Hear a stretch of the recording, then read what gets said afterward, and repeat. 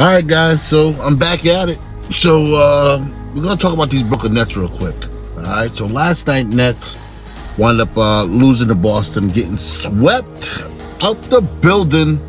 I blame a lot of factors in this game, right? In the whole series, when you really break it all down, right? So unlike Stephen A. Smith trying to put the whole blame on Kyrie because Kyrie's all about I and not team, and Kyrie worries about Kyrie. Listen, the Nets knew what they were getting when they got Kyrie. You knew what Kyrie was all about. So it's you knew what type of chemistry you were putting together. You bring KD, who's a team player who can't play a lick of freaking defense. His defense was horrible the whole entire series. He got torched by Jason Tatum all over the court. It was like going to the Rucker and watching these boys just get busy, and he was just doing them up all game long. The man can't play no D. That's number one. Number two, Stephen Nash needs to be fired. Sorry. I've been watching this whole thing. He can't coach a lick. And they knew this when they hired him over Mark Jackson, which Mark Jackson should have still been the Nets coach, and you wouldn't have had this happen. Because guess what wouldn't have happened last night? Blake Griffin wouldn't have only come in the fourth quarter. Andre Drummond wouldn't have been sitting on the bench.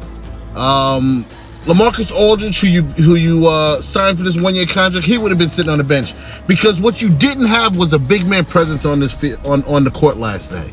And when Blake came in there, he was taking charges. He reduced the lead. He was playing defense. He was able to stop all the nonsense that was going on inside the paint, which is where they've been getting beat at. And he plays defense.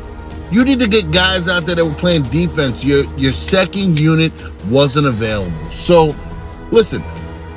If anything, I ain't blaming Kyrie. I'm blaming Steve Nash all the way. I'm sorry. He's a horrible coach. Could not change the momentum in the game. Instead of going bigger, he went smaller.